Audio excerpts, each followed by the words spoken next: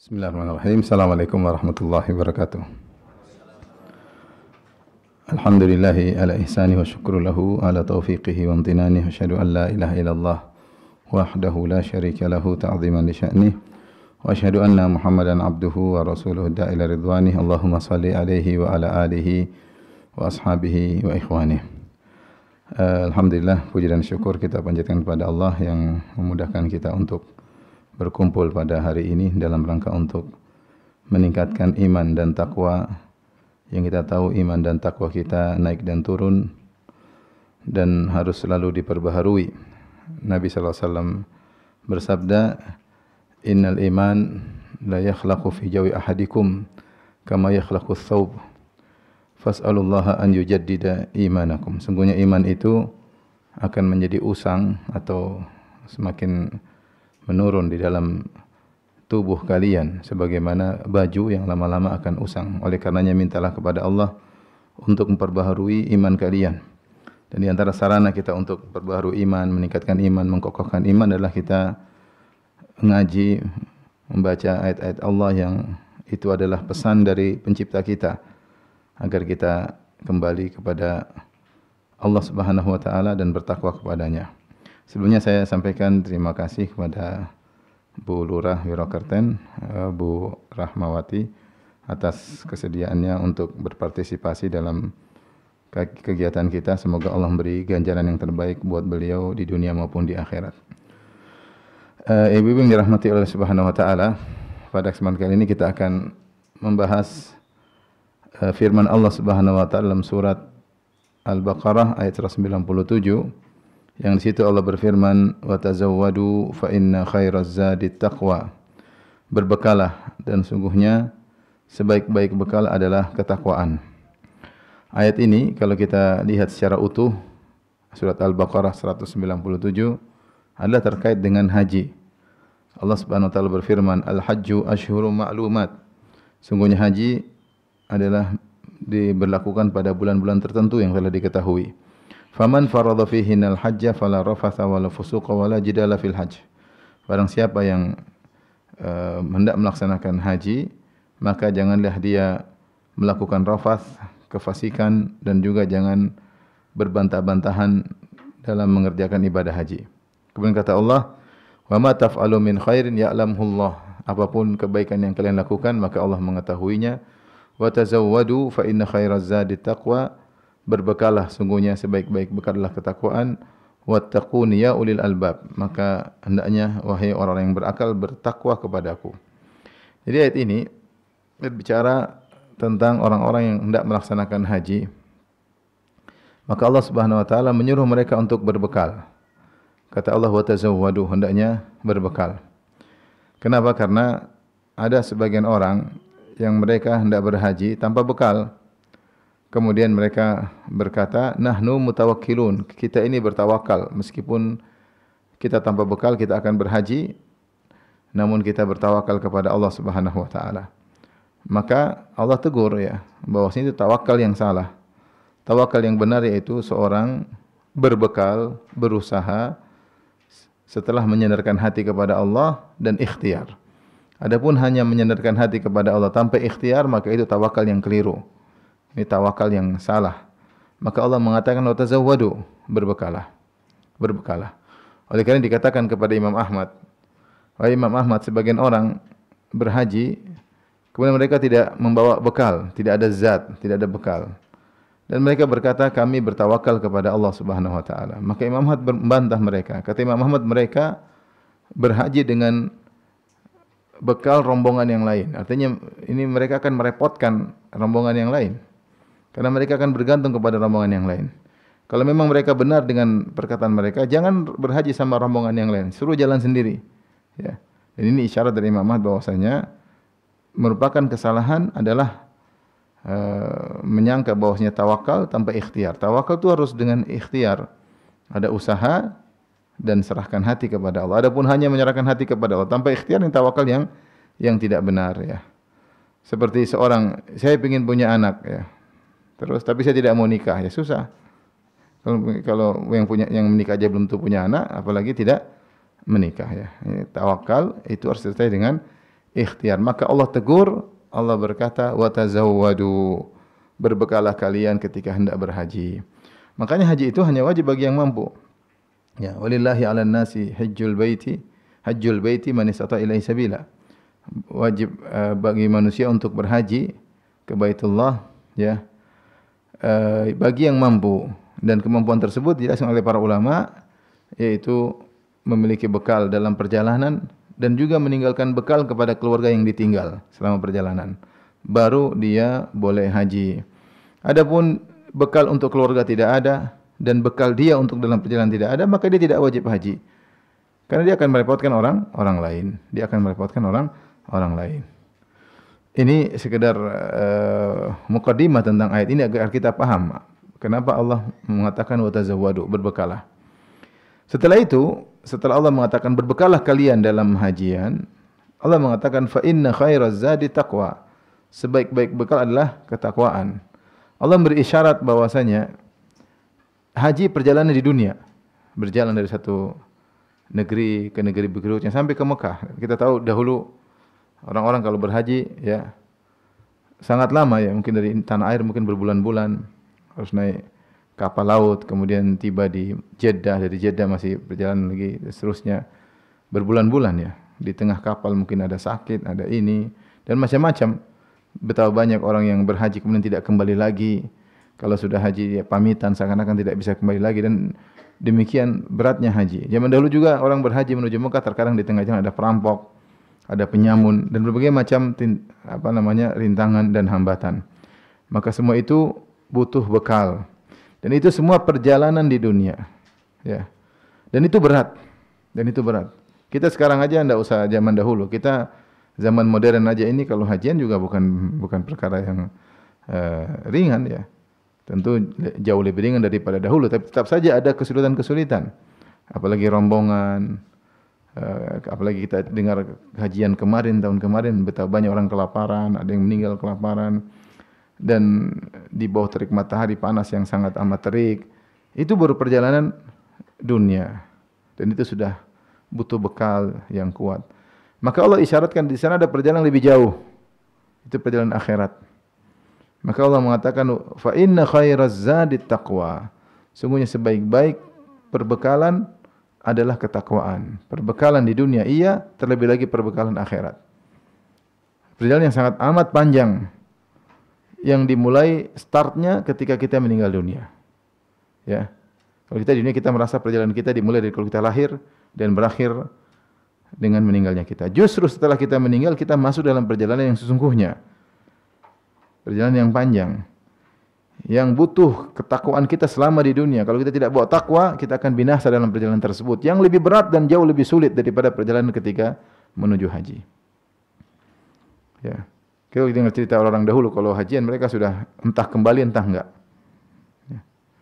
Karena beratnya perjalanan tersebut, banyak rintangan, banyak hambatan. Bagaimana lagi kalau perjalanan akhirat? Dan ini mirip kata Ibnu Katsir rahimahullah taala seperti firman Allah Subhanahu wa taala ketika Allah berbicara tentang pakaian. Kata Allah Subhanahu wa taala, "Ya bani Adam, qad anzalna 'alaikum libasan yuwari sawatikum wa risha." Kata Allah, wahai anak-anak Adam, sungguh Allah telah berikan anugerah kepada kalian. Anzalna 'alaikum libasan. Allah turunkan bagi kalian pakaian, sehingga kalian tadinya tidak berpakaian kemudian berpakaian. Warisha, dan juga perhiasan, bukan sekedar pakaian yang menutup tubuh saja, bahkan di balik pakaian tersebut ada perhiasan seperti kita, ada songkok, ada ini, ada, sehingga semakin membuat penampilan tubuh semakin indah. Ada pakaian yang menutup aurat dan juga ada perhiasan yang menghiasi pakaian tersebut. Warisha, kata Allah. Setelah itu Allah berfirman, "Walibasut taqwa dzalika khair." Namun ingat, ini pakaian cuma di dunia. Pakaian yang terbaik adalah pakaian ketakwaan. Walibasut taqwa dzalika khair. Jangan sampai kita fokus dengan pakaian fisik, kita lupa dengan pakaian ketakwaan yang lebih baik daripada pakaian fisik. Ya. Ini peringatan bagi kita semua, terutama kepada ibu-ibu yang terkadang hanya fokus pada pakaian luar, pakaian fisik, ya, tapi ternyata pakaian takwa kurang diperhatikan. Maka Allah mengatakan walibasut taqwa dzalika khair. Pakaian takwa lebih indah, ya, lebih baik. Demikian juga perjalanan ada dua, perjalanan dunia, perjalanan akhirat. Ya. Oleh karenanya bawalah bekal yang terbaik menuju perjalanan akhirat yang sangat panjang dan tanpa penghujung. Situ banyak rintangan, situ banyak hambatan. Kalau seorang berhasil maka dia akan mendapatkan kenikmatan yang abadi surga Allah Subhanahu wa taala. Jangan sampai dia berbekal dengan kemaksiatan. Oleh karenanya apa kata Imam Syafi'i rahimahullahu taala, bi'saz zat ilal ma'ad al-udwanu 'alal ibad. Seburuk-buruk bekal menuju hari kebangkitan, bekal menuju perjalanan akhirat adalah berbuat zalim kepada hamba-hamba Allah yang lain. Maka seorang pastikan ketika dia masuk dalam perjalanan yang hakiki yaitu perjalanan akhirat, dia punya bekal yang baik yaitu ketakwaan sebagaimana firman Allah Subhanahu wa taala di sini, fa inna khairaz zadi taqwa, sebaik-baik bekal adalah ketakwaan. Para kaum muslimah yang dirahmati oleh Allah Subhanahu wa taala. Pada kesempatan ini kita akan berbicara tentang takwa, hakikat takwa, bekal yang hendak kita bicarakan ini. Di mana takwa ya adalah wasiat para seluruh anbiya. Ya, wasiat Allah kepada para anbiya dan wasiat para anbiya kepada umat mereka. Allah berfirman, "Wa laqad wassayna alladziina utul kitaba min qablikum wa iyyakum an ittaqullah." Sungguh kami telah mewasiatkan kepada orang-orang diberi Alkitab, itu ahlul kitab sebelum kalian, dan juga kepada kalian, anittaqullah, hendaknya kalian bertakwa kepada Allah. Allah mewasiatkan umat-umat sebelumnya, para nabi-nabi sebelumnya, dan juga kepada kita untuk bertakwa kepada Allah. Dan demikian juga wasiat para nabi kepada umat mereka. Kata Allah Subhanahu wa taala, "Idz qala lahum akhuhum Nuhun ala tattaqun." Ketika saudara mereka Nuh yaitu berkata kepada kaumnya, "Ala tattaqun, tidakkah kalian bertakwa?" Ini Nabi Nuh. Nabi Hud juga demikian, "Idz qala lahum akhuhum Hudun ala tattaqun." Ketika saudara mereka itu Nabi Hud alaihissalam berkata kepada mereka, "Ala tattaqun, tidakkah kalian bertakwa kepada Allah?" Demikian Nabi selanjutnya Nabi Saleh, "Idz qala lahum akhuhum Salihun ala tattaqun." Ketika saudara mereka Saleh berkata kepada mereka, "Tidakkah kalian bertakwa?" Demikian juga Nabi selanjutnya, Nabi Lut, "Idz qala lahum akhuhum Lutun ala tattaqun." Ketika saudara mereka Nabi Lut berkata kepada mereka, "Tidakkah kalian bertakwa?" Demikian juga Nabi Syuaib, "Idz qala lahum Syuaibun ala tattaqun."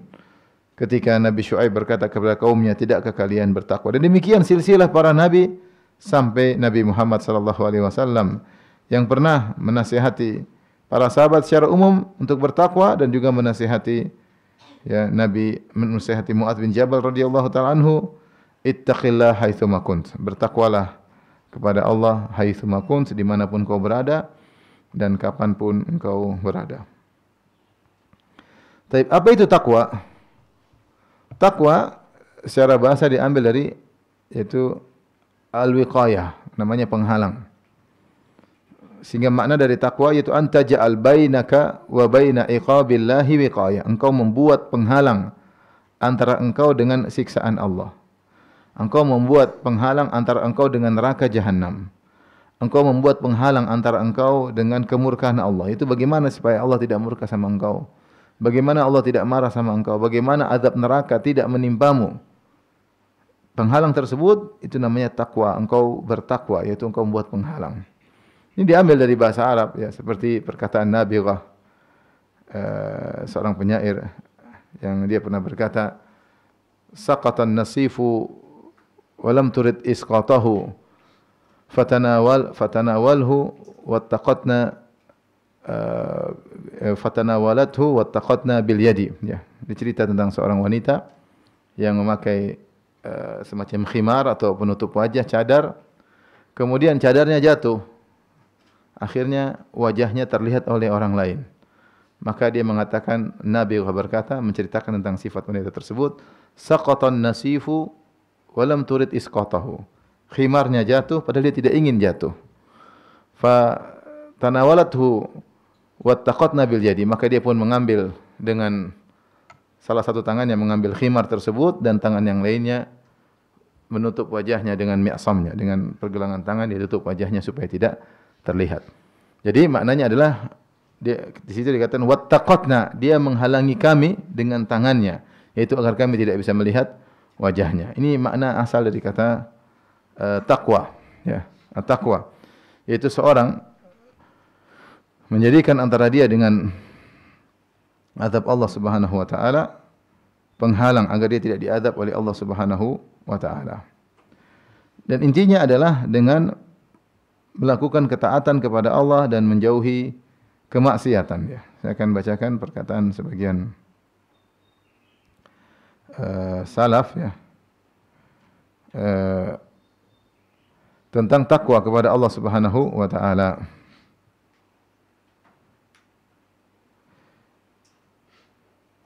Ibn Rajab berkata, aslu taqwa an yaj'al al-'abdu bainahu wa baina ma yakhafuhu wa yahdharuhu wiqayatan taqihi minhu. Asal dari takwa yaitu seorang hamba menjadikan antara dia dengan hal yang dia khawatirkan, yang dia waspadai ada penghalang, yang penghalang tersebut akan menghalanginya dari apa yang dia takutkan tersebut. Itu makna takwa secara umum. Fattaqwal abdi rabbahu, adapun takwa seorang hamba kepada Allah, an yaj'ala bainahu wa baina ma yakhshahu min rabbih min ghadabihi wa sakhatihi wa iqabihi wiqayatan.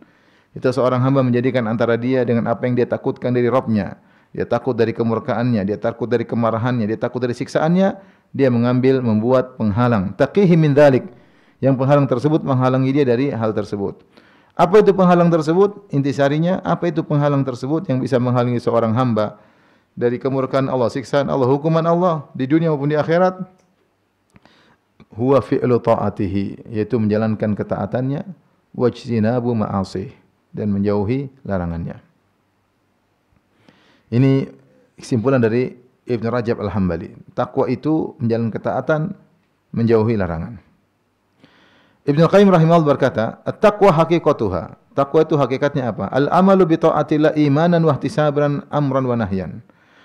Takwa adalah menjalankan perintah Allah dengan penuh keimanan, meyakini itu perintah Tuhan, bahwasanya yang memerintahkan kita ini adalah pencipta kita, penguasa alam semesta, yang kebahagiaan kita, penderitaan kita di tangannya, ya, hidup mati kita di tangannya, ya, sengsara atau bahagia di tangannya. Sehingga seorang ketika menjalankan ketaatan dia yakin ini perintah dari Allah. Wahtisaban, jadi bukan karena duniawi, bukan. Ada orang misalnya meninggalkan maksiat bukan karena Allah, tapi karena takut sakit misalnya. Ada orang melakukan kebajikan, kenapa? Ini karena tuntutan duniawi, ya, tuntutan pekerjaan atau karena tuntutan masyarakat, bukan karena Allah Subhanahu wa taala, maka itu hakikatnya bukan takwa. Itu hanya sekedar keduniaan saja, ya. Makanya imanan wahtisaban, kata Ibnu Qayyim, yaitu menjalankan ketaatan kepada Allah dengan beriman ini dari Allah Subhanahu wa taala, wahtisaban, dengan mengharap pahala dari Allah Subhanahu wa taala. Harus ada seperti baru namanya takwa. Jika tidak, maka dia hanya perkara duniawi saja. Betapa banyak orang tidak mau minum khamar bukan karena Allah, bukan karena larangan, tapi karena enggak, nanti saya mabuk, dikira orang gila, saya merusak fisik. Orang tidak narkoba, kenapa? Karena ini kekonyolan, bukan karena ini larangan Allah Subhanahu wa taala. Demikian orang berbuat baik sama orang lain, kenapa? Enggak enak pekeu sama masyarakat, pekeu sama keluarga. Ini bukan takwa. Takwa itu harus imanan wahtisaban. Maksudnya apa yang saya lakukan ini adalah perintah Rabbul Alamin dan saya berharap pahala dari Allah. Amran wa nahyan, apa yang terkait dengan apa yang Allah perintahkan maupun apa yang Allah larang. Fayaf'alu ma amarallahu bihi imanan bil amri wa tasdiqan bi wa'dihi. Kata Ibnu Qayyim, maka dia pun menjalankan perintah Allah dengan beriman bahwasanya itu perintah dari Allah dan membenarkan janji Allah Subhanahu wa taala. Wa yatruku ma nahallahu anhu imanan bin nahyi wa khaufan min wa'idihi, dan dia meninggalkan apa yang Allah larang, ya, dengan beriman bahwasanya itu larangan Allah yang perintahkan dan khawatir dari ancaman Allah Subhanahu wa taala. Kemudian Ibnu Qayyim menyebutkan perkataan Talq bin Habib, kama qala Talq bin Habib rahimahullahu taala, "Idza waqa'atil fitnatu fa'atfi'uha bitaqwa." Kata beliau, jika terjadi fitnah apapun, maka padamkanlah fitnah tersebut dengan takwa. Qalu, kata mereka, wahai Talq bin Habib, wa ma taqwa, apa itu takwa? Maka dia mengucapkan perkataan indah, an ta'mala bi ta'atillah ala nurin minallah.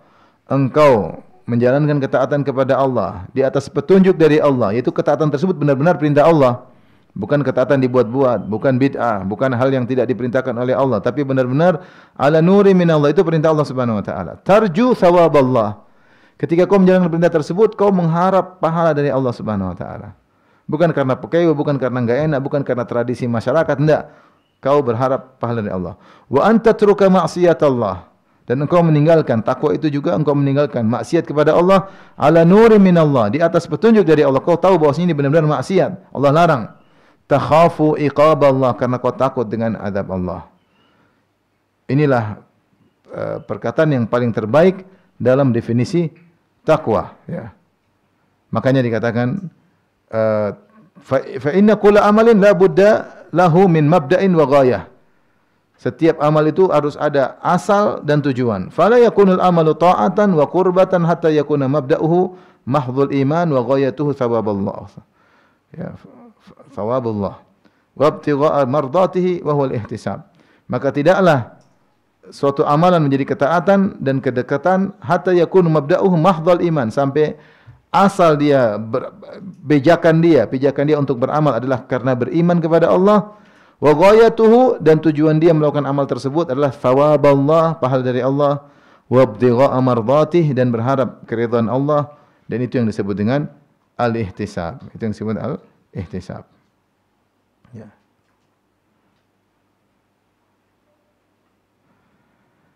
Inilah hakikat definisi daripada takwa, ya. Adapun aplikasi dari takwa, maka banyak sekali, ya, perkataan para ulama, ya, terkait dengan aplikasi dari takwa, ya. Seperti perkataan Ibnu Mas'ud radhiyallahu taala anhu, haqqa tuqati, ketika menafsirkan firman Allah Subhanahu wa taala, ya. Ya ayyuhalladzina amanu taqullaha haqqa tuqati, bertakwalah kepada Allah dengan sebenar-benar takwa. Kata beliau, an yuta fala yu'sa wa yuzkar fala yunsa wa an yushkar fala yukfar. Itu Allah ditaati maka tidak dimaksiati. Allah diingati, tidak dilupakan. Dan Allah disyukuri, bukan dikufuri. Ibnu Rajab berkata, wa syukruhu yadkhulu fihi jami'u fi'li ta'at. Dan syukur kepada Allah adalah melakukan segala ketaatan. Wa makna dzikrihi fala yunsa, adapun perkataan Ibnu Mas'ud, Allah diingati dan tidak dilupakan, ai dzikrul abdi biqalbihi li awamirillah fi harakatihi wa sakanati wa kalimati. Subhanallah, berat.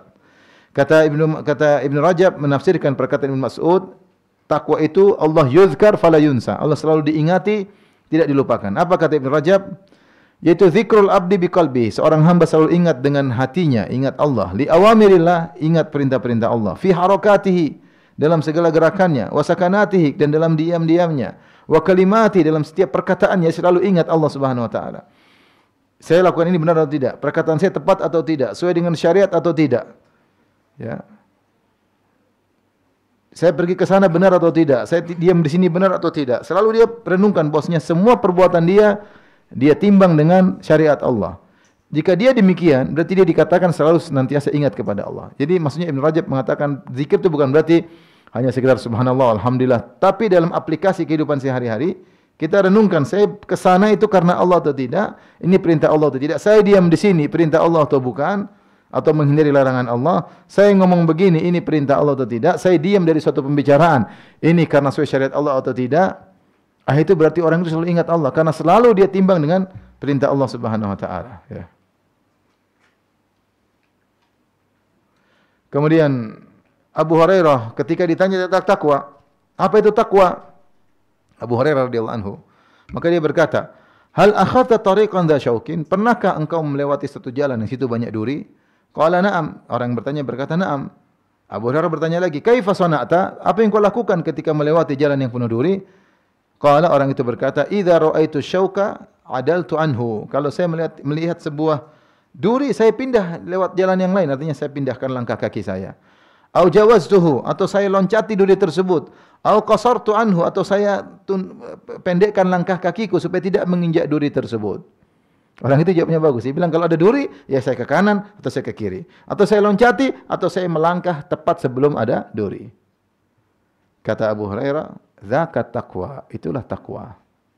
Itulah takwa. Dari situlah kemudian seorang penyair membuat suatu syair yang menjelaskan tentang makna takwa tersebut dengan perkataannya, khalidh dhunuba saghiraha wa kabiraha zakat tuqa wasna kamashin fawqa ardi syauki yahdharu ma yara la tahqiranna saghiratan inna aljibala minal hasa. Kata dia, tinggalkanlah dosa-dosa, semua dosa besar dan kecil. Itulah ketakwaan yang sesungguhnya. Jadilah engkau wasna kamashin, jadilah engkau seperti orang berjalan di atas suatu jalan yang penuh dengan duri. Ada duri kecil, duri besar. Dia waspada. Yahdharu ma yara. Selalu waspada dengan apa yang di depannya. Dia lihat. Satu, dua. Seperti tadi, kalau ada duri di sebelah kanan, sebelah kiri. Kalau ini dia bisa loncat ke depan atau dia mundur sedikit. Dia hati-hati waspada, jangan sampai keinjak duri. La tahqiranna saghiratan, jangan kau remehkan dosa kecil, jangan kau remehkan duri kecil. Innal jibala minal hasa, sungguhnya gunung yang tinggi yang kau lihat adalah tumpukan dari batu-batu atau pasir-pasir yang kecil. Itulah hakikat takwa. Itulah dalam kehidupan kita ini, ketika kita berjalan di depan kita, dunia ini penuh dengan duri. Penuh dengan ombak yang bisa menjatuhkan kita. Apa perkataan seorang penyair yang dinukil oleh, kalau enggak salah, Abu Bakar Turtusi ya. Dinukil oleh Nawawi di awal dari kitab Riyadhus Shalihin ya. Kata dia, "Inna lillahi ibadan futana, talaqud dunya wa khaful fitana. Falamma alimu annaha laysat lihayyin watana, ja'aluha lujjatan wattakhadhu salihal a'mali fiha sufuna." Dia mengatakan sungguhnya di antara hamba-hamba Allah ada hamba-hamba Allah yang cerdik, yang cerdas. Talaqud dunya wa khaful fitana. Mereka menceraikan dunia dan mereka takut dengan fitnah-fitnah yang ada di atas dunia ini. Tatkala mereka melihat dunia, mereka tahu dunia ini bukanlah tempat tinggal yang sungguhnya. Ja'aluha lujjatan, maka mereka menjadikan dunia itu seperti lautan yang penuh dengan ombak. Wattakhadhu salihal a'mali fiha sufuna, dan mereka menjadikan amal saleh sebagai perahu atau kapal yang menyelamatkan mereka dari lautan yang penuh ombak tersebut. Maka seorang di dunia ini tahu di depan dia banyak sekali godaan, banyak sekali ya hal-hal yang bisa menghalangi dari Allah Subhanahu wa taala. Maka dia waspada. Jangan pernah dia menyepelekan dosa-dosa kecil apalagi dosa besar. Seperti saya sudah sampaikan, disebutkan oleh Ibnu Qayyim rahimahullah taala sebagaimana kita pernah kita bahas. Seorang kalau ya berjalan suatu jalan, kemudian ada duri kecil, dia hati-hati, maka dia akan selamat terus. Tapi ketika dia tidak hati-hati, dia injak duri kecil, akhirnya kakinya sudah penuh dengan darah, dia tidak peduli. Sudah kadung, sudah jalan, sudahlah, cuek aja. Ibarat kata Ibnu Qayyim rahimahullah seperti orang yang melewati suatu tempat yang penuh dengan pecek, maka dia hati-hati, dia angkat celananya, ya, cingkrangan, kemudian dia jalan pelan-pelan, dia angkat roknya, jangan sampai kena pecek. Tapi kalau udah kena sedikit, oh sudah, bablas kadung, ya. Nanti mandi belakangan. Demikian orang kalau maksiat. Kalau tidak jaga pandangan, lihat sedikit, nanti malam saya istighfar. Akhirnya bablas. Ya kalau dia bangun istighfar, kalau dia mati. Oleh karenanya ketika meninggalkan maksiat, takwa hakikatnya harus waspada. Beda kalau ketika dia menginjak kotoran kemudian dia segera bersihkan. Dia akan hati-hati terus. Ketika dia menginjak duri kecil dia cabut, kemudian dia obati. Dia akan hati-hati terus. Dan dia tetap merasakan sakitnya duri tersebut. Dan dia tahu kotornya pakaiannya karena dia cuci, dia hati-hati lagi. Artinya kita ini dalam kehidupan ini kita mungkin bermaksiat, segera kita bertobat. Maksiat bertobat lagi. Tapi kalau kita tidak bertobat, sudah cuek, bablas, wes kadung, enggak peduli. Orang sama seperti semua dimulai dari perkara-perkara kecil. Orang kalau dikasih uang haram juga demikian. Pertama deg-degan, deg. Tapi terima. Di bawah meja terima. Lama-lama mana? Mana? Masya Allah.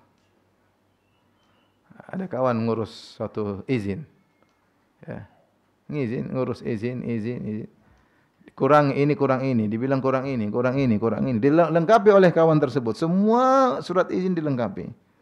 Sampai terakhir tetap aja belum tembus. Kenapa? Yang penting bukan surat izin, yang penting lampirannya katanya.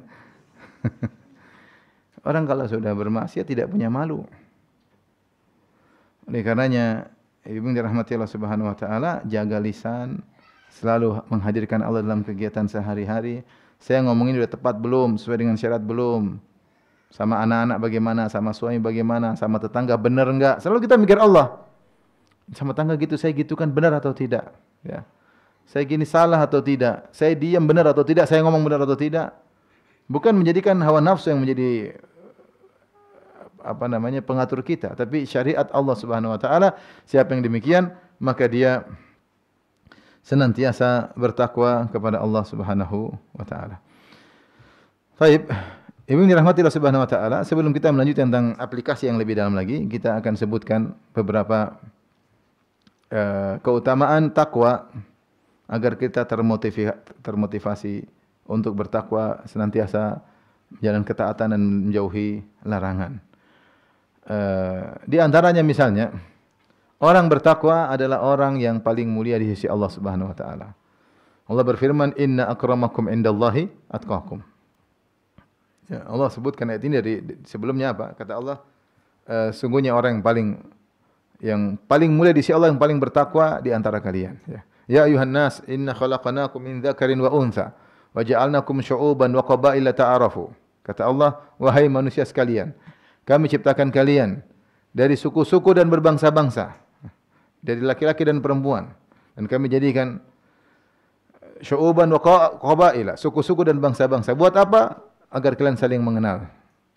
Lita'arafu. Kemudian kata Allah, inna akramakum indallahi atqakum. Innallaha alimun khabir. Sungguhnya yang paling mulia di antara kalian yang paling bertakwa. Sungguhnya Allah Maha mengetahui dan Maha detail pengetahuan Allah Subhanahu wa taala. Allah sebutkan suku-suku bangsa-bangsa. Allah buat manusia bersuku-suku bangsa bukan untuk saling sombong menyombong, bukan saling gagah-gagahan, bukan saling mengejek yang lainnya, tapi untuk saling mengenal. Dan Allah ingatkan semua suku itu tidak ada peduli bagi Allah, semuanya sama di mata Allah kecuali yang paling bertakwa.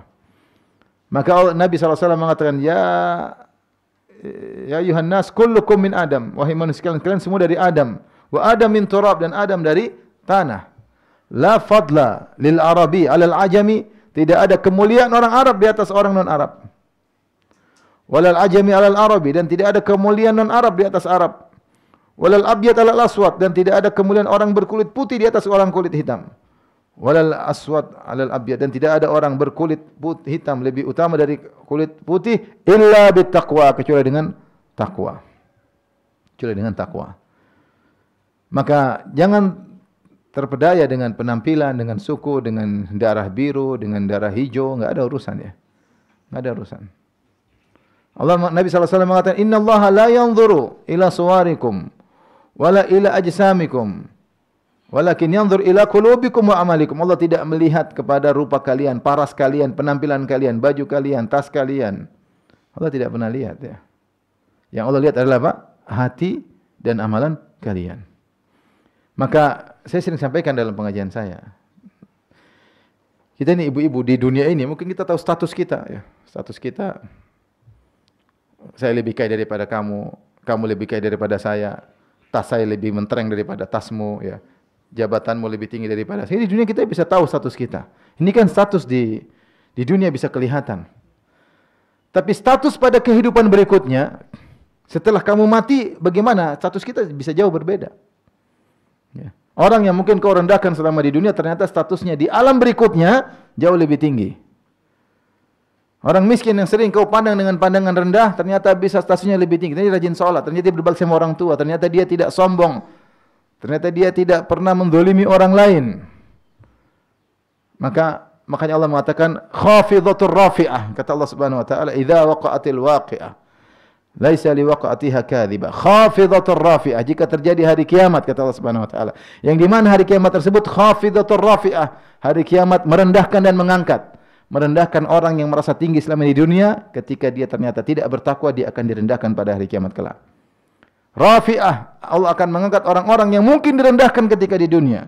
Karena mungkin tidak punya dunia, tidak punya jabatan, tidak punya kekuasaan, direndahkan. Tapi ketika dia bertakwa, dia akan dinaikkan pada hari kiamat kelak. Maka, inna akramakum indallahi atqakum. Yang paling mulia di sisi Allah, yang paling bertakwa. Allah berfirman, wasjudu waqtarib, sujudlah dan dekat kepada Allah. Kita dengan kebanggaan kita naik mungkin mobil mewah, kemudian naik motor, naik mobil, jalan sana, jalan sini, jarang sujud. Sementara si fulanah, yang mungkin motornya tidak pas-pasan, mobilnya juga kurang, tidak ada mobil, rumahnya mungkin semeraut, tapi dia senantiasa sujud kepada Allah Subhanahu wa taala. Maka dia jauh lebih mulia di sisi Allah daripada orang yang kemudian lupa untuk sujud kepada Allah Subhanahu wa taala. Oleh karenanya, orang semakin bertakwa, dia semakin mulia di sisi Allah, meskipun orang lain menghinakannya, meskipun orang lain merendahkannya. Ini di antara keutamaan takwa, dia adalah barometer kemuliaan seorang di sisi Allah Subhanahu wa taala. Tapi di antara keutamaan takwa, Allah berfirman, "Ala inna awliya Allahi la khaufun 'alaihim wa lahum yahzanun, alladzina amanu wa kanu yattaqun." Ketahuilah bahwasanya wali-wali Allah tidak ada rasa takut dan khawatir atas mereka dan mereka tidak bersedih. Siapa mereka? Alladzina amanu wa kanu yattaqun, orang yang beriman dan mereka juga bertakwa. Ini ibu-ibu kalau bisa baca, sempatkan baca tafsir Tahrir wa Tanwir Ibnu Ashur, Tahrir bin Ashur. Dia menjelaskan tentang la khaufun alaihim wa lahum yahzanun. Bahwasanya orang-orang yang wali-wali Allah tidak ada takut dan tidak ada sedih. Ini bukan terkait cuma pada hari kiamat saja. Bukan terkait ketika akan meninggal dunia saja, tapi terkait dengan di dunia. Terkait dengan di dunia. Artinya orang-orang yang bertakwa, alladzina amanu wa kanu yattaqun. Orang yang beriman dan bertakwa, maka meskipun banyak cobaan menerpanya, tetapi tetap ujungnya dia tetap tegar karena dia bersandar kepada tempat bersandar yang terbaik, yaitu Allah Subhanahu wa taala. Ni'mal maula wa ni'man nasir. Ya, terbaik tempat bersandar, terbaik tempat memberi pertolongan dialah Rabbul Alamin. Maka dia dalam kondisi apapun dia akan tenang dan tenteram. Makanya saya katakan, jika seorang di dunia ini menghadapi berbagai macam masalah dan dia tidak tenteram, tidak tenang, dia tidak bertakwa. Segera diperbaiki takwanya. Seorang mukminah, apapun yang dia hadapinya, masalah apapun, mungkin ada goncang, mungkin ada ketakutan, ada kekhawatiran, tetap ujungnya dia akan tenang. Kenapa? Karena dia menyerahkan urusan kepada Allah. Kalau dia wanita salehah. Tapi kalau tidak salehah, dia dalam kondisi sengsara hatinya meskipun di tengah kemewahan. Meskipun di tengah sebab-sebab kebahagiaan, dia akan sengsara.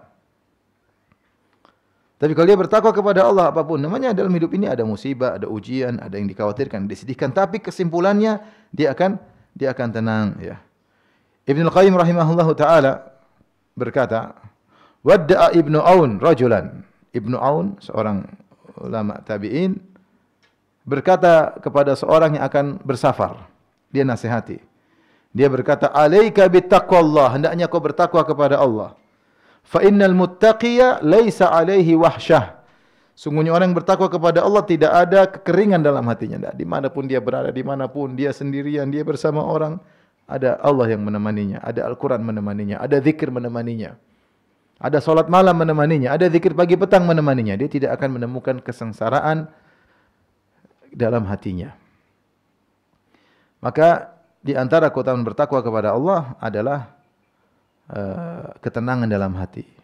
Ketenangan dalam hati. Dan ini sangat kita butuhkan ibu-ibu yang dirahmati Allah Subhanahu wa taala. Di zaman kita sekarang ini, di mana banyak hal yang bisa mengganggu hati kita, bisa merusak kebahagiaan hati kita. Kalau tidak disertai dengan takwa, maka kita akan sengsara. Ya. Kemudian juga di antara keutamaan takwa yang Allah sebutkan dalam surat At-Talaq, ya. Allah Subhanahu wa taala berfirman, ya. Ya ayyuhalladzina amanu, ya ayyuhan nabiyyu, idza talaqtumun nisaa fatalliquhunna li'iddatihinna wa asul iddah wattaqullaha rabbakum la tukhrijuhunna min buyutihinna wa la yakhrujuna illa ya'tina bi fahishatin mubayyinah wa tilka hududullah wa may yata'adda faqad zalama nafsahu la tadri la'alla Allah yuhdithu ba'da dhalika amra fa idza balagna ajalahunna famsikuna bima'rufin aw fariquhunna bima'ruf wa ashidu dzawi adlin minkum. Dan seterusnya kata Allah, wa may yattaqillaha yaj'al lahu makhraja wa yarzuquhu min haitsu la yahtasib. Wa may yatawakkal 'ala Allah fa huwa hasbuh. Kemudian kata Allah, wa may yattaqillaha yaj'al lahu min amrihi yusra. Ya. Subhanallah, dalam surat At-Talaq Allah menyebutkan bahwasanya takwa adalah solusi dari segala permasalahan. Dan Allah, saya sering sampaikan juga hal ini, bahwasanya Allah sebutkan dalam surat At-Talaq problem yang sangat berat dihadapi oleh seorang laki maupun wanita. Saya rasa problem yang paling berat kalau problem rumah tangga. Lebih daripada problem di kantor, lebih daripada problem kalau di dalam ekonomi. Paling berat kalau ada problem suami istri, paling berat. Terkait dengan rumah tangga, terkait dengan anak-anak, ini paling berat. Dan yang paling berat adalah problem perceraian. Problem perceraian. Bagaimana seorang suami harus menceraikan istrinya, bagaimana seorang istri harus diceraikan oleh suami. Ini sangat berat. Sangat berat sekali. Tetapi Allah menjelaskan, meskipun problem tersebut sangat berat, siapa yang bertakwa Allah akan berikan solusi. Ya. Kita kalau berhadapan dengan masalah di luar, mungkin dimaki-maki orang masih ringan, tapi kalau masalah di rumah sangat berat.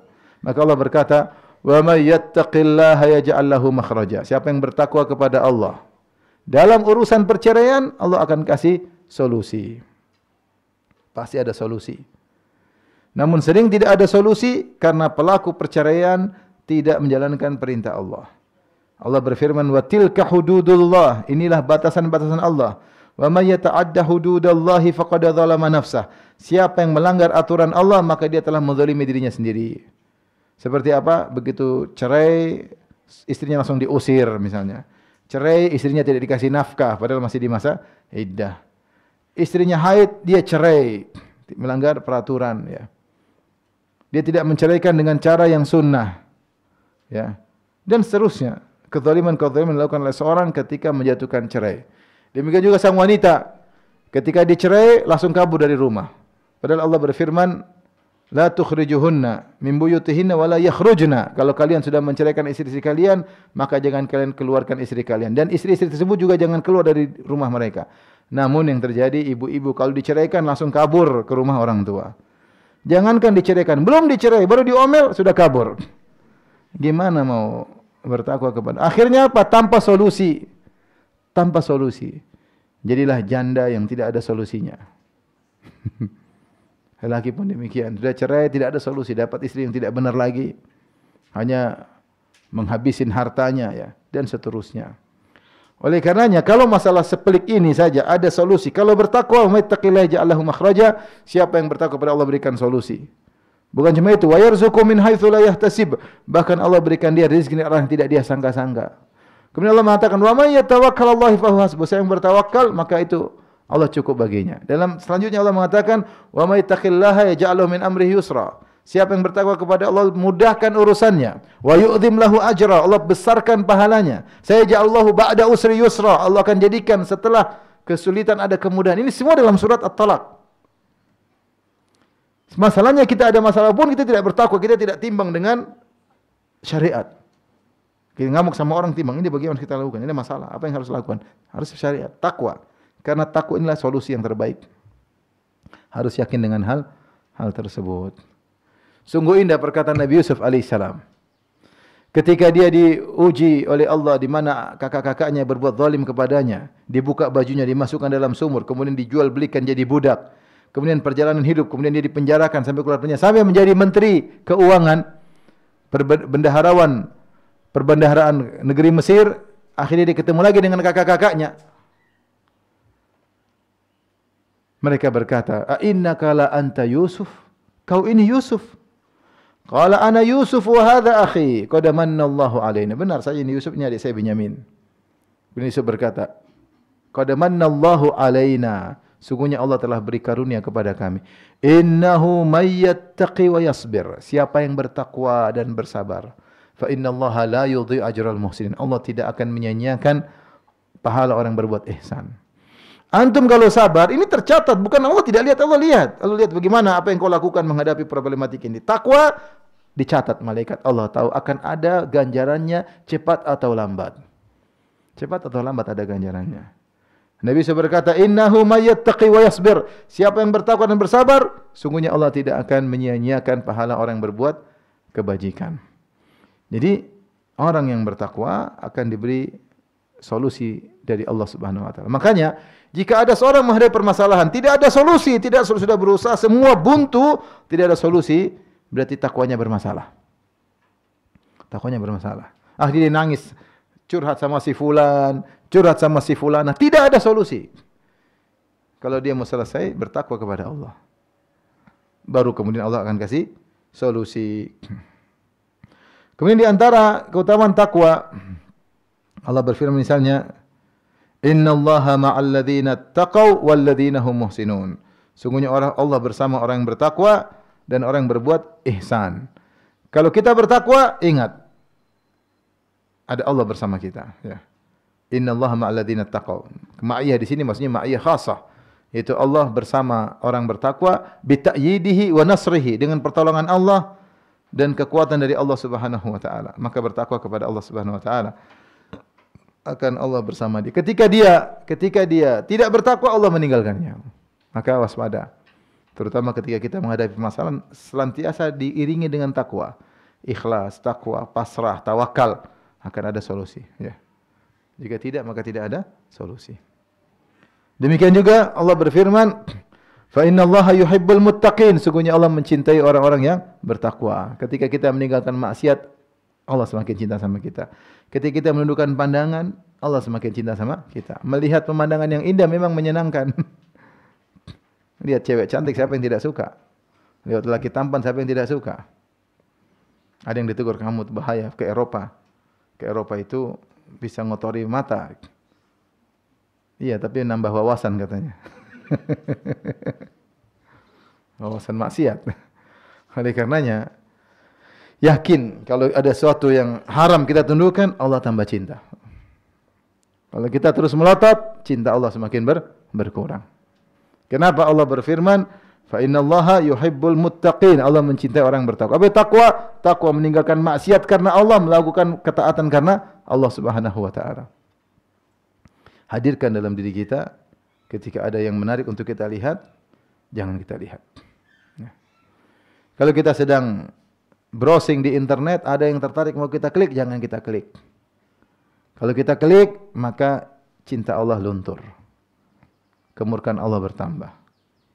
Wa idza marru bil lagwi marru kirama. Kalau melewati perkara-perkara yang buruk, yang sia-sia apalagi maksiat, maka mereka melewati tidak, mereka berhenti di situ. Sudah. Maka seorang bertakwa kepada Allah, ya, maka dia akan dicintai oleh Allah Subhanahu wa taala.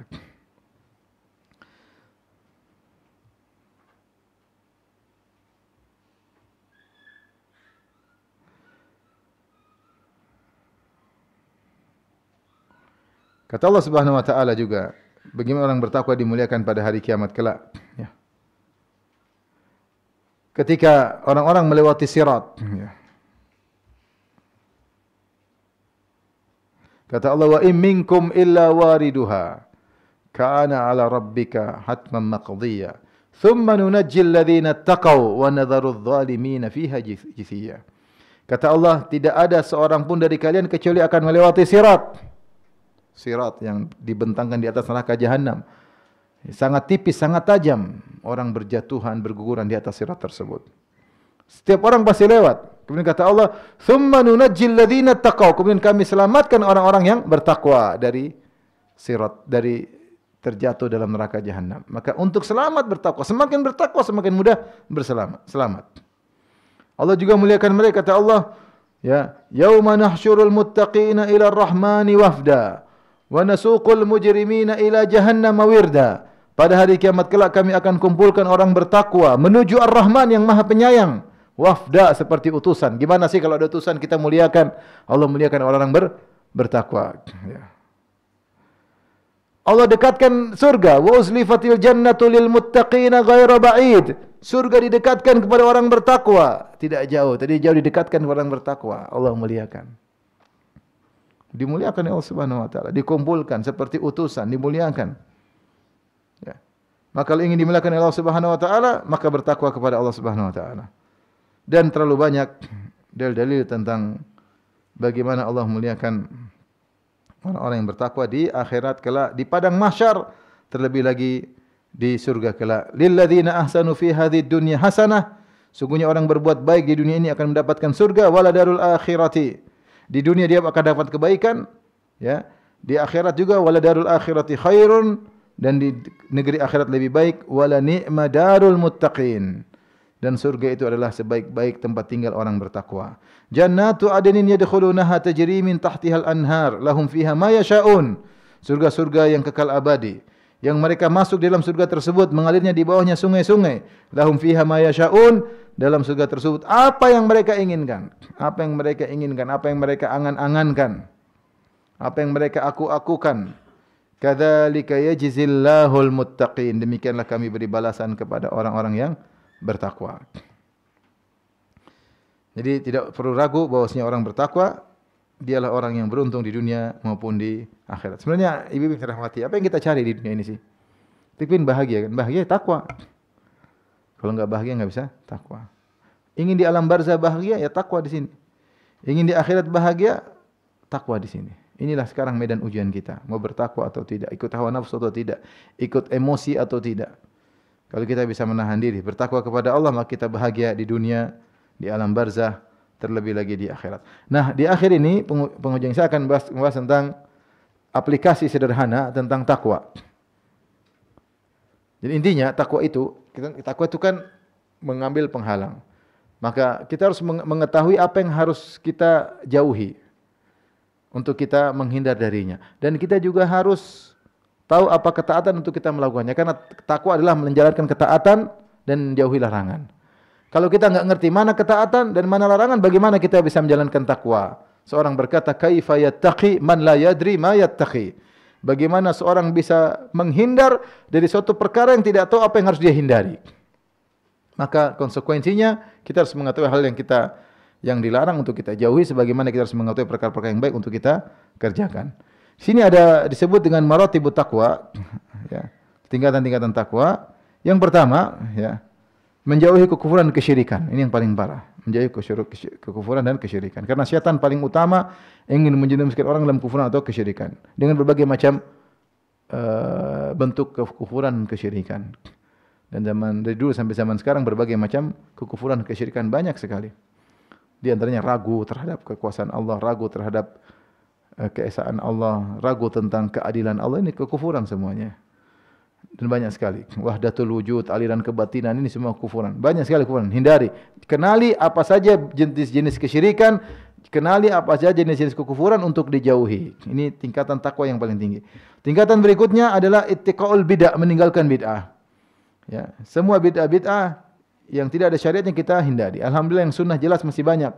Syaitan kalau tidak bisa menjerumuskan orang dalam kekufuran, kesyirikan, dia jerumuskan dalam bid'ah. Karena sudah terjerumus dalam bid'ah, dia geluti bid'ah tersebut tanpa merasa bersalah.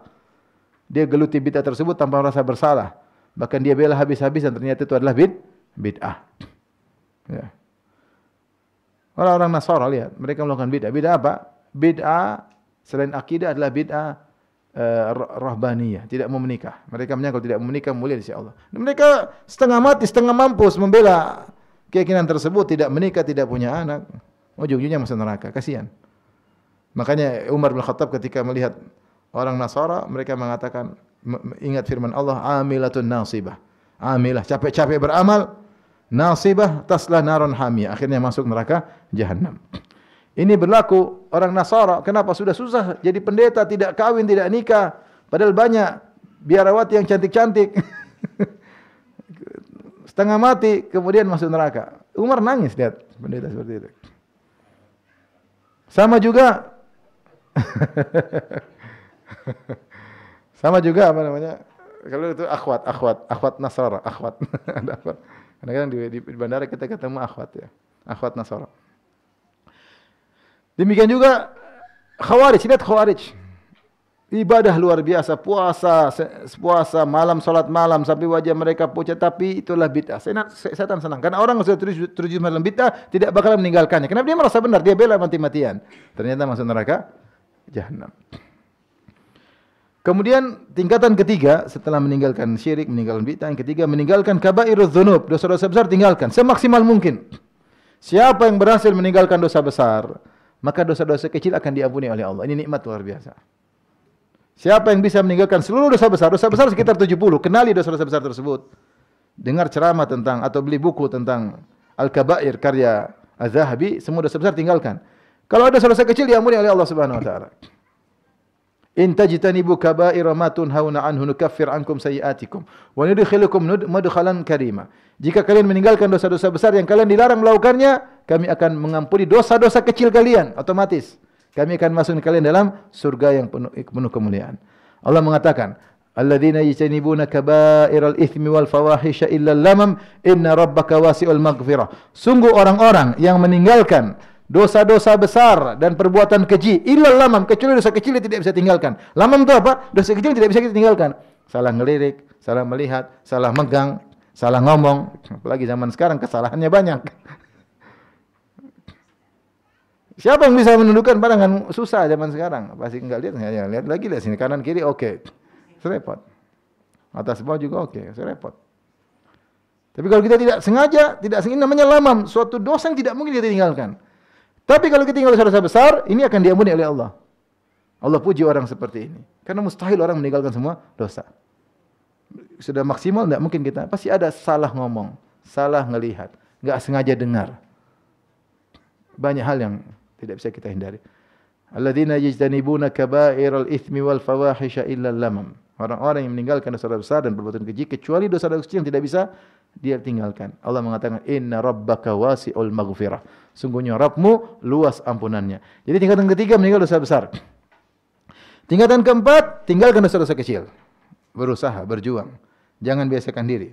Syaitan kemudian kasih syubhat. Tidak apa-apa. Yang penting dosa besar kau tinggalkan nanti diampuni. Akhirnya meremehkan, jadi banyak bisa jadi berbahaya. Ya. Seorang berusaha semaksimal mungkin meninggalkan besar dan kecil. Ya, kalau ternyata dia berusaha meninggalkan besar dan kecil, ternyata tetap kena, ini diampuni. Ya. Rasulullah telah mengatakan, iyyakum muhaqqaratiz dzunub, waspadalah kalian dari dosa-dosa yang diremehkan. Kalau bertumpuk banyak maka akan membinasakan. Yang kelima, meninggalkan perkara-perkara yang dibolehkan namun terlalu berlebih-lebihan. Tawassu' fil mubahat, ini tidak boleh. Ini kalau kita bertakwa ini terlalu berlebih-lebihan, udah nih. Kita hobi misalnya main sepeda, beli sepeda terlalu mahal, berlebih-lebihan, enggak usah. Ya. Kita hobi jalan-jalan, tapi jalan-jalan terus-menerus tidak berhenti-berhenti. Minggu ini ke Paris, minggu depan ke Amsterdam, minggu depannya lagi ke Qatar, minggu depannya lagi ke Belgia, minggu depannya lagi kemana? Ke mana? Australia. Minggu depannya lagi, udah enggak usah jauh-jauh, udah ke Tegal, ke Bantul. Jalannya. Saya waktu ke Amsterdam ngisi pengajian, ini cerita benar, pengajian sama keluarga. Terus saya pulang naik pesawat Garuda. Isinya semua orang bule. Mungkin yang orang Indonesia cuma kita bertiga. Sampai ditawarin untuk di bisnis, cuma saya bilang enggak usah di sini karena saya nyaman di belakang karena ada bangku kosong bisa tidur. Di depan enggak bisa. Ketika pulang, orang bule semua. Ternyata orang bule pada mau main ke Indonesia. Subhanallah. Kita jauh-jauh ke sana, mereka pada mau ke sini. Enggak tahu yang bahlul yang mana. Sana ada pengajian. Maksudnya sebenarnya kita tuh indah juga, banyak orang ke sini. Saya waktu pergi ke Papua, saya naik pesawat sama orang bule dari Swedia kalau enggak salah. Ngobrol, dia bilang ke mana? Dia bilang mau ke Raja Ampat. Ini Raja Ampat, jauh-jauh dia naik pesawat, mungkin 1 hari mungkin sampai ke Raja Ampat. Ya, artinya kita tuh boleh kita bersenang-senang, tapi tidak boleh berlebih-lebihan, terlalu berlebih-lebihan. Mubah itu boleh, tapi jangan berlebih-lebihan. Di antara bentuk takwa adalah meninggalkan tawassu' fil mubahat. Ya, maka kita selalu mengambil kaidah wara. Apa itu wara? Tarku ma la yanfa'u fil akhirah. Tarku ma la yanfa'u fil akhirah. Itu namanya wara. Itu meninggalkan suatu yang tidak bermanfaat di akhirat. Ya. Kalau ini ada manfaatnya, lakukan. Enggak ada manfaatnya, sudah. Masih banyak yang lain kita kerjakan. Masih ada hal-hal yang menyenangkan, bisa dapat pahala di akhir. Itu olahraga. Niatnya apa? Olahraga, sehat badan, bisa ibadah, bisa berdakwah, bismillah. Lakukan, menyenangkan, dapat pahala. Kemudian yang keenam, ittiqa'a tafdhilil a'malil marjuhah. Meninggalkan perkara amalan-amalan yang marjuh. Amalan dua-duanya berpahala, tapi ada yang lebih afdal dan ada yang kurang afdal. Maka butuh skala prioritas. Jangan sampai kita kebalik skala prioritasnya. Contoh kebalik, ngurusi orang jauh-jauh, anak istri kurang diurusin. Ngurusi janda jauh-jauh, istri sendiri tidak diurusin. Ya, semangat ngurusin janda. Ketemu janda, wajah semeringah. Sama istri tidak semeringah. Ini salah. Istri harus diutamakan, istri anak didahulukan. Bukan sebaliknya. Jadi maksudnya senyum aja berpahala, tapi senyum sama orang pahala, tapi ada orang utama yang harus kita senyumi ada. Orang tua, istri, anak-anak. Lebih utama dari senyum sama orang lain. Jangan sampai salah kaprah. Apalagi ibu-ibu. Sama tukang bakso ramahnya luar biasa. Iya. Suami kurang diramahin. Mas, Tambah satu mangkok lagi mas. Sambal nih mas. Tolong mas. Oh, Masya Allah. Ada kata tolong mas. Sama mas asli. Ambil. Waduh. Jangan sampai salah sikap prioritas ya. Allah musta'an. Itu saja ibu yang dirahmati Allah Subhanahu wa taala. Marilah kita sama-sama berusaha bertakwa kepada Allah dan kita berusaha ketika meninggal dalam kondisi husnul khatimah. Itu bukanlah impian yang tiba-tiba bisa kita wujudkan. Itu perlu semuanya dengan proses. Sedikit demi sedikit semakin tingkat keimanan. Sekali kita cek, saya sudah lama ngaji, tambah keimanan saya, tambahkah ketakwaan saya, tambahkah warok saya. Kalau tambah alhamdulillah. Kalau enggak berhenti dulu. Kontrol diri dulu. Saya salah berarti niat ngaji. Saya salah berkomunitas. Saya salah perhatikan diri sebelum kebablasan semakin jauh. Baik, demikian saja. Wallahu taala alam bisawab. Kalau ada yang bertanya saya persilahkan.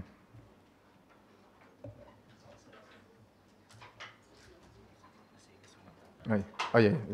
Oke. Panitia dulu ya. Pengumuman pada para panitia, silakan untuk menyampaikan atau mengedarkan kota yang sudah disediakan untuk penggalangan donasi bagi saudara-saudara kita yang berada di Palestina. Sambil menjawab pertanyaan yang ada ya.